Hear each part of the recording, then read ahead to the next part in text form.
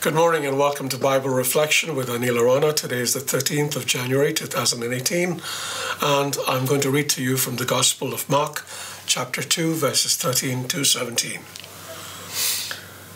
Jesus went out again beside the sea. The whole crowd gathered around him and he taught them. As he was walking along, he saw Levi, son of Alphaeus, sitting at the tax booth, and he said to him, "Follow me." And he got up and followed him.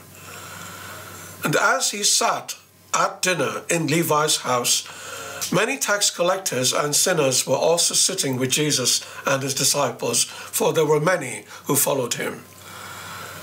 When the scribes of the Pharisees saw that he was eating with sinners and tax collectors, they said to his disciples, "Why does he eat with tax collectors and sinners?"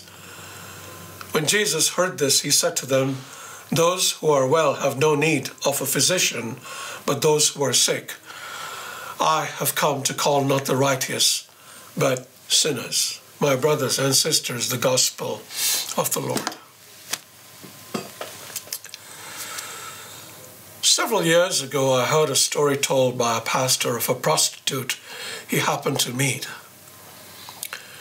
She was so weighed down by life's challenges, she was contemplating suicide. After the pastor heard her out, he encouraged her as best as he could before inviting her to come to church that Sunday. "Why would I want to do that?" the prostitute asked him. "I feel depressed enough already." The pastor felt very saddened because he understood why the woman said that. If she had accepted his invitation, she would probably have walked into a reception of open contempt and condemnation rather than receive the solace and comfort she sought. I too felt extremely sad when I heard this story because I knew it wasn't just this pastor's story. Almost every church is now filled with self-righteous and judgmental people who would be cold, if not outright hostile to its sinners that walked into church.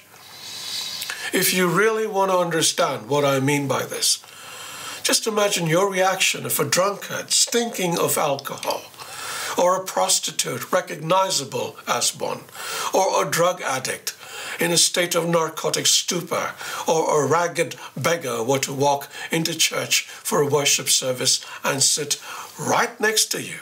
How would you react? So what can be done? We can remind ourselves of why Jesus came to the world.